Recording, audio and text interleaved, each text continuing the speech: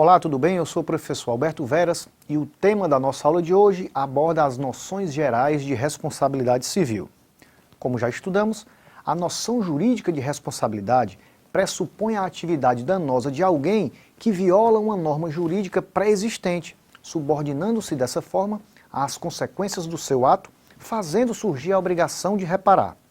A responsabilidade civil, assim, deriva da agressão a um interesse eminentemente particular, sujeitando assim o infrator ao pagamento de uma compensação pecuniária à vítima, caso não possa repor o estado anterior da coisa.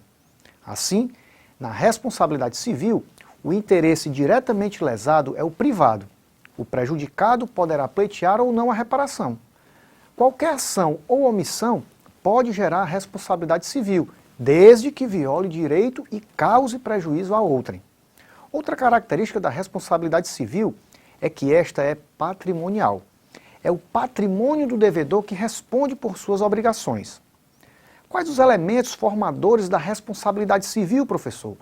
Essa é uma excelente pergunta. A doutrina considera que 4 são os elementos essenciais da responsabilidade civil: a ação ou omissão, a culpa ou o dolo do agente, a relação de causalidade e o dano experimentado pela vítima. Agora atenção, alguns autores consideram apenas 3 elementos: a conduta, positiva ou negativa, o dano e o nexo de causalidade. A responsabilidade civil, enquanto fenômeno jurídico, é na sua essência um conceito uno. Porém, diante das suas diversas peculiaridades, a responsabilidade civil pode ser classificada conforme diversos critérios. Vamos examiná-los. Primeiramente, a responsabilidade civil poderá ser subjetiva ou objetiva.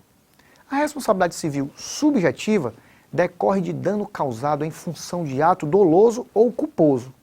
Esta culpa, por ter natureza civil, se caracterizará quando o agente causador do dano atuar com violação de um dever jurídico de cuidado. No entanto, há situações em que o ordenamento jurídico atribui a responsabilidade civil a alguém por um dano que não foi causado diretamente por ele, mas sim por um terceiro, com quem mantém algum tipo de relação jurídica.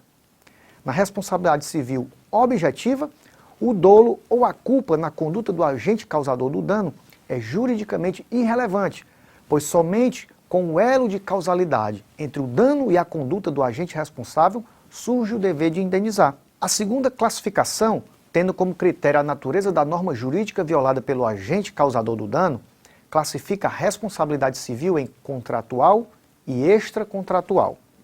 Se entre as partes envolvidas já existia norma jurídica contratual que as vinculava, e o dano decorre justamente do descumprimento de obrigação fixada nesse contrato, estaremos diante de uma situação de responsabilidade contratual. Porém, se o prejuízo decorre diretamente da violação de um mandamento legal por força da atuação ilícita do agente infrator, estamos diante da responsabilidade extracontratual ou aquiliana. Na responsabilidade civil aquiliana, a culpa deve ser sempre provada pela vítima, enquanto na responsabilidade contratual, ela é de regra presumida.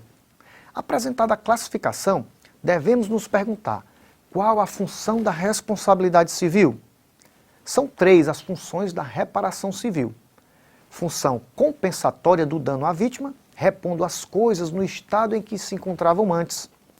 2. A função punitiva do ofensor, em razão da ausência de cautela na prática de seus atos, persuadindo-o a não mais cometer condutas lesivas. E 3. A função de desmotivação social da conduta lesiva de cunho socioeducativo.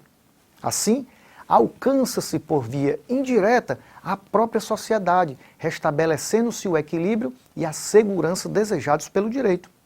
Encerramos aqui a nossa aula com essa observação. Não deixe de consultar o material didático disponibilizado em sua área do aluno para informações mais detalhadas sobre os tópicos aqui estudados. O caminho mais certo para o sucesso é sempre tentar apenas mais uma vez. Até breve e bons estudos!